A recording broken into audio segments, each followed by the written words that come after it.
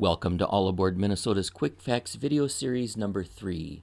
In this episode, we're going to talk about adding daytime passenger rail service between St. Paul and Fargo. We'll talk about the route, the schedule, and the benefits. As you can see from the map in front of you, this new daytime schedule would service the same route as Amtrak's Empire Builder, but we would propose adding the stops of Wadena and Little Falls to better serve the population along this corridor. Amtrak's Empire Builder eastbound and westbound services this route in the very dark of night, so adding a daytime schedule just makes sense.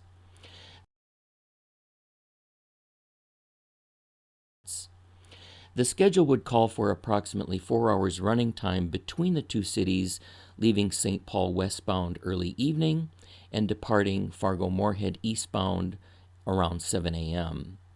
And as you can see from the timetable in front of you, it would connect directly into the second daily Twin Cities to Chicago train, offering a seamless schedule between Fargo and Chicago.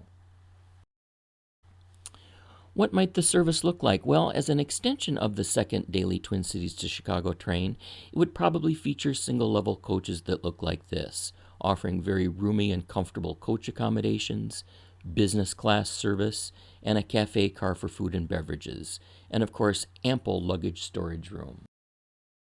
So why add a daytime train? Well, excluding the Twin Cities, this corridor has a population of approximately 500,000 people, and we estimate that over 100,000 people would utilize this service alone, in addition to the 150,000 new riders which are projected to use the second daily Twin Cities to Chicago train. It would also drive what's called induced demand, trips that otherwise might not be taken just because the mobility option is there, and we estimate that an additional 20,000 trips a year would be taken, just because people have the option.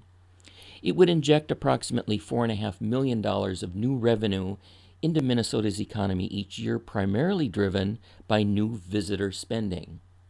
But far more importantly, it connects greater Minnesota communities to major urban areas like Minneapolis, St. Paul, and Fargo. It offers a needed mobility option for college students, families with children, and the elderly. You can see again from the map in front of you, building out corridors like this connects Minnesotans to the upper Midwest. And it services major swaths of population not only in Minnesota but in North Dakota. So what are some of the next steps? Well, the Federal Railroad Administration has developed what's called a Corridor ID program to work with states to develop new corridors just like this.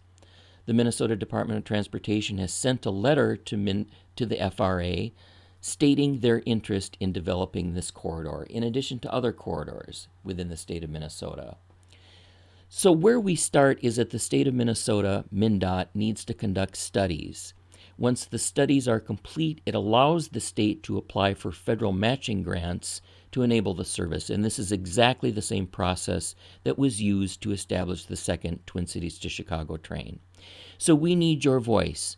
Please call your state representative, senator, and the governor's office and tell them that you want more mobility options. You want passenger rail options for Minnesotans.